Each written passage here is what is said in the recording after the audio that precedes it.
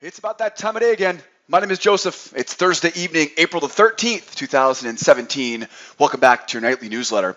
We're covering crude oil, S&P, gold, euro, and FDAX tonight. Crude is bearish and trying to retest yesterday's low, but this recent retest of a spike in channel has a big wick at the bottom, telling us to avoid chasing this move lower and look for traps and failures up at resistance levels tomorrow. Boy, oh boy, did that oil market play right out as we described it in last night's newsletter. We'll talk more about that in just a moment. The S&P is bearish with a wedge this evening, which tells us to look for selling opportunities up at resistance levels, and we're looking for traps and two-legged corrections with a target down at last month's low. We get a real important level on the S&P, so stay tuned for that. Gold is bullish and trying to finish off a pendulum swing and a measured move tomorrow, but we're trading at yesterday's high in the top of a range, so we need to see proof before we try buying this breakout. Euro's bearish and trying to retest yesterday's low after the bulls failed to hold the move from yesterday afternoon's rally. And of course the FDAX, can't forget about the DAX. It's bearish and trading the low of a spike in channel, which tells us to look for selling opportunities up at resistance levels waiting overhead. Boy, it's been 2 days since we had a good correction on the FDAX. We'll be looking at that in a moment. You know, guys, we're heading into a half session tomorrow, but that won't stop us from identifying some reliable trading opportunities ahead of this really nice weather here, Easter Passover weekend. Hope you guys had a great week out there. Got a half day setting up for tomorrow. I got another great newsletter in store for you guys tonight. We got plenty of great trades setting up. Before we jump into those charts, though, I do want to remind you the only place to watch the full-length version of this video is on our blog at sidewaysmarkets.com. If you're watching the video right now on our YouTube channel, all you YouTubers out there, it's only a small portion of the entire video on our YouTube channel. Not to worry. Inside the description of that YouTube video, there's a link right there. Follow that link and come join me on the blog at Sideways Markets and get the full version of this nightly newsletter. While you're here, don't forget, join the mailing list. I'll send you an email every evening when the newsletter goes live. Follow me on social. Right below the video, lower left-hand corner, got plenty of different ways to follow me on social media. I'm always posting important charts and updates throughout the day. Grab those charts. Don't forget to grab those charts. How easy is that? All the charts from tonight's video, you can have them on your computer for tomorrow. Follow that link below the video on the blog. And please don't forget to grab your free pass, right? If you do one thing extra besides watch this video, make sure you grab that free pass. If you're not an advanced member here at School of Trade, grab that free pass. Come out and join me. You're going to learn more with me in 90 minutes on that free pass than you will anywhere else on the interwebs. I can guarantee you that. If you're brand new to here to SOT, we got a great frequently asked questions page. And of course, don't forget, I'm always here to help you guys out, answer your questions. Hit me up on the live support tool on the right-hand side of the website. What a great week it's been. Second week of the month. Like I said last night, get a little bit slow here this afternoon. You could definitely feel it getting a little bit slow. We get the Passover weekend. We get the Easter weekend. We get Good Friday, of course, tomorrow. We talked about this earlier on in the week, right? We, of course, have kind of a half holiday tomorrow. I don't want to say a half holiday, but that is kind of what it is. The markets, the electronic session for all the futures markets are open tomorrow, but equity markets are closed, bond markets are closed, banks are closed, some banks, I guess, some schools are closed. You know, it's one of those kind of half holidays. So we expect there to be a low volume, usually on a Friday morning. We're talking early in, early out anyways, but I would say tomorrow morning after 10:30 a.m. Eastern time, you've really got to have a good reason to be trading, or right, there should be proof that you've got good volume. We got some good charts to look at tonight. One thing we always think about though on a Friday, and this will really be important for tomorrow, kind of a half day or a half session, half holiday Friday, is those prior week levels. We got a couple prior week levels we're watching here tonight. We'll take a look at those in a moment, right? So last week's high, last week's low. Remember, at the end of the week, those prior week levels become important. At the end of the month, those prior month levels become important. We'll take a look at that more, but just keep it in mind, right? You want to write that in your notes, write that in your journal going forward. Every Friday, we start thinking about, hey, where was last week's high and low? If we're within striking distance of that, they tend to become price magnets. So tomorrow, early in, early out, got to have a really good reason to be trading tomorrow after 10:30, 10:45. If I had to guess, I would imagine most markets will see how that 9:30 NYSE opening bell looks by 10 o'clock. You'll have traders, if they're not seeing anything, they'll probably hit the long weekend, right, and get some fun with family and friends. So definitely make sure you come back, right, over the holiday weekend with all your fingers and toes, right? Be safe out there, be well, have fun with your family. That's really the best part about holidays, right? Spending time. All those people who know you and they still like you, right? As we always say. So don't forget, have some fun this weekend, right? If I don't see you guys here tomorrow with all of our clients here at School of Trade. So bottom line, half day tomorrow, early in, early out. Watch those, right? Watch those prior week levels here. Watch those prior week levels. Let's jump in. You guys are busy people. How about some S&P? The strategy now for the S&P. Boy, S&P, what a great chart tonight. S&P's bearish with a wedge this evening, which tells us to look for selling opportunities at resistance levels above using traps and two-legged corrections with a target down at last month's low. Now, one thing that stands out on this chart is that prior week low at 36 3/4, which we know is a possible magnet if these sellers fail to hold the next retracement, right? We talked about that earlier in the video. End of the week, right, is tomorrow. So end of the week, we oftentimes see those prior week levels become magnets. But those bears have to fail first, right? So watch for a strong move higher for proof the sellers have failed, and then use that prior week, right, that prior week level as a target for the rest of the session. I don't want to get too distracted by that prior week low because we have more important information to talk about, and that is this wedge. Now, wedges, I'll tell you, wedges are really, really great patterns. Let's dig into those here for a second. Now, wedges are really, really great patterns. They give you a lot of really useful information. First of all, a wedge needs to have rotation. Okay, so a wedge, and you'll notice on the drawing here, right, I'm going to draw it out so it rotates. The most important thing, and one of the most common mistakes that I see new traders make, and I made the same mistake too, my hands raised as well, is you really want to make sure you got good rotation. When you have a wedge, it's going to start off looking like a channel, right? It'll start off looking like a channel, but you'll notice that it won't rotate. So that's the first clue, because channels are pretty easy to learn, right? For most of us, draw the trend line, draw the channel, right? But a channel that fails to rotate will oftentimes turn into a wedge. It usually comes off the back of a real strong move down, a real strong push. It turned to a spike and wedge or just a regular wedge. Now, with that said, rotation, right? Rotation will prove to you have the wedge. Here's what you want to be thinking about when you find that wedge on your chart. First of all, the ultimate objective for a wedge is down at the kind of convergence area, right? The vertex of that, right? So that's going to be your wedge target. Also, another real important thing about a wedge is that when you are inside of the wedge and it's nice and wide, when there's enough room for a nice big target, you can be confident selling in this case, it's a bear wedge, right? You can be confident selling inside of that wedge. Now, here's where it gets even better. Once that range gets smaller, right? See how it gets smaller and smaller? Nobody's going to want to trade inside there. So what happens when we run out of open space inside that wedge? What would you do if you couldn't sell without selling a support? You'd wait for a correction, right? So that's what happens. Once the market gets into the nitty-gritty area here, right, it'll correct higher, and of course, the target is back down to retest that low. Now, where would the correction be? Yeah, you got it right there. Prior swing, right? So find those, right? Find those prior swings, get up, and then back on down we go. So get to it early in the wedge, and that takes a little bit of skill because you've got to know where the channel is, and the channel narrows out into a wedge. I understand. A lot of times we don't really get our hands on the wedge until we're about 2/3 of the way done, just because we don't see the narrowing yet, which is perfectly fine. That's perfectly fine. Now, with that wedge, we know that once it gets narrow, right, we'll look for that correction and back down. Well, here's the beautiful part about a wedge, is that once you get to the wedge target, you're probably not done. You're probably going to get one more bounce and then back down to do it again.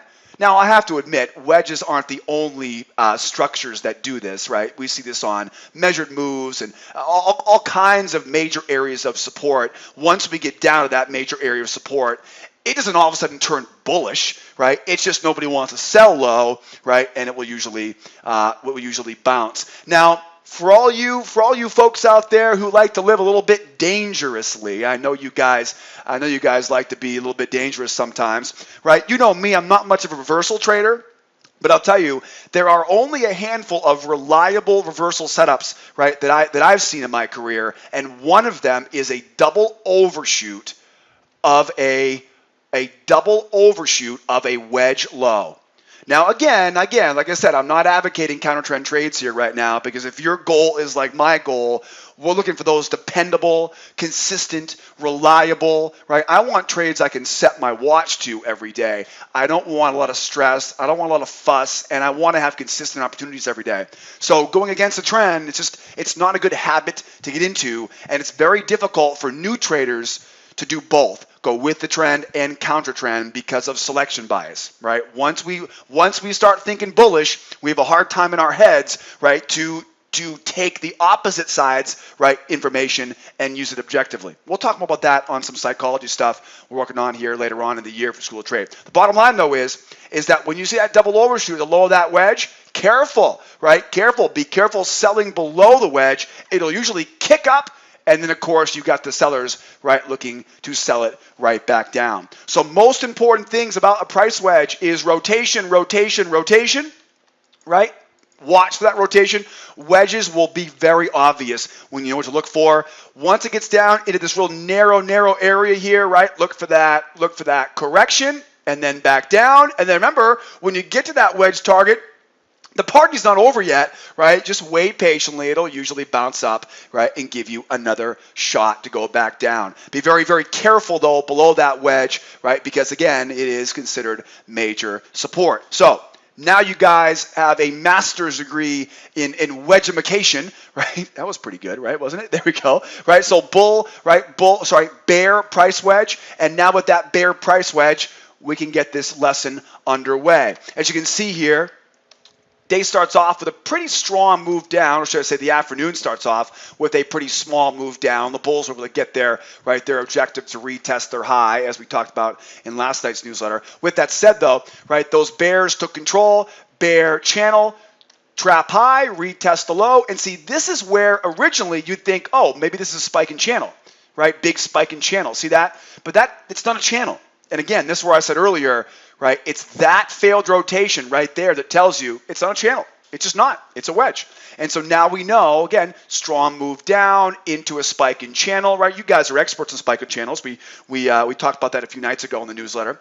So with that said, up and back down, if this would have finished rotation all the way higher here, that would be your spike in channel. But it did not, right? So there is your wedge. With that wedge, of course, the wedge gives us a target which is conveniently located right at the prior month low.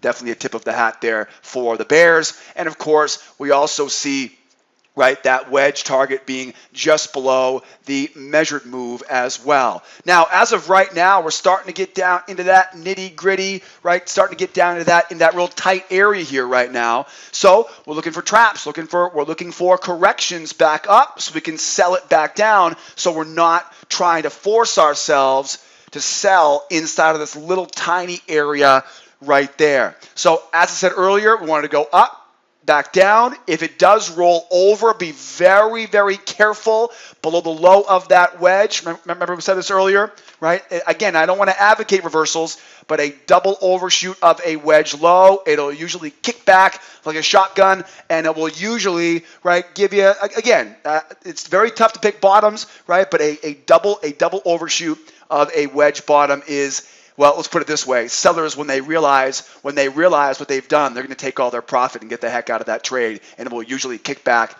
in the opposite direction. What are my options right now? Well, the short-term option here would be up to the moving average. Price goes higher, right? Up to the moving average.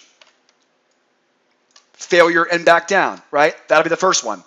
Failure is always one of my favorite trades in a bear market, right? Buyer failure, right back down again. Now, what if that pullback holds? Right, we go up, they hold the pullback. Right now, of course, you've got that trend line. We talked about this earlier. Right, to the trend line, get below it. right? Call it a two-legged correction and back down as well. With that said, right, at the same time, as we go lower, I've really got to be careful as the price goes lower. That is a measured move, and so I don't want to chase after it. If the price rolls over like this, we're going to keep doing the same thing, right? If it rolls over, you just keep selling high, right? Up, trap high, failure back down, or rolls over, watch that trend line, two-legged correction, and back down from there. Again, this could be a trap high right here. This could be a failure. There's so many different ways in which we can use that sequence to get in short, right? We'll talk more about that in our classroom sessions for all the intermediate and advanced members here at School of Trade. Bottom line, though, is if it goes up, right, we want to sell it back down. We talked about this earlier, though, right? We talked about this now earlier. There's that prior week low. Now, there's no guarantees on this. This is something we want to keep an eye on for tomorrow. Tomorrow's a Friday, and it's not really just your average Friday. It's kind of a half holiday, right? Kind of half session Friday. So we are expecting that low volume tomorrow. Again, I would expect after 10 a.m. by 10:30, you're gonna start seeing that volume dry up. What you want to look for here is these are one of these situations is probably gonna happen if the price goes higher. Here's one scenario. Here's a scenario that will happen when the market is just pulling back or correcting. It goes up, it grinds, and eventually, right, it collapses under its own weight, trap high, and back down, right? Little two-legged correction there, right, and back down. That is very common when we see markets just trying to get at a higher price. And what I want you to really see here on that is notice how the market stays above the moving average, but it doesn't explode. Look what happened over here. Look what happened as the market collapsed off the high. See how it just ran away from the moving average, right? The sellers didn't just stick to it. They weren't sticking to it, right? It just kind of fell out of bed. It felt like the rug got pulled out from underneath, right? Those buyers, okay? And that's what sparked the move to the downside. So we're going to watch that, right, tomorrow if we get above the moving average. The bottom line is, unless you see explosiveness to the upside, you've got to assume, right, they're just trying to get a higher price, and then all we have to do is look for the entry. What you want to keep in, oh, sorry about that. Jeez Louise, snowstorm there. What you want to keep in mind on is if we see this. Goes up, grinds, bam. Right? That disconnect. I call it the disconnect because it feels like, Jekyll and Hyde. You know what I mean? It feels like the personality just shifted, just changed. And you'll feel it, right? You'll feel it. It'll go from being a very methodical market to a let's go. It'll really pick up real fast. And if we get back up to that prior week low will likely stick as a magnet. The ideal scenario would be to see the buyers take control of this, would be a strong break up, hold the pullback, and then use that prior week, right, to sell it back down later on in the session tomorrow. We honestly may not have that time. We may not have the time. It may just get sucked back up, and it may just kind of sit on top of that level. So, bottom line is, and we talk about this all the time on big round numbers on crude oil, is don't force it, right? Don't force it. If you're trying to sell off the high up here after seeing a strong move up, it's probably going to keep getting sucked back up into that prior week low. The key is you got to see strength for those buyers, right? Got to see strength first. You guys are experts now on the old wedgification here, right? You guys are wedge experts now. Again, up so we can sell it back down. Watch out for that measured move. Remember, trap highs, right? Don't sell low. If it just collapses back down, keep an eye on that prior month, on that wedge target down around that 23.18, 23.16 area. And now you get the plan on the S&P. Over to the gold here.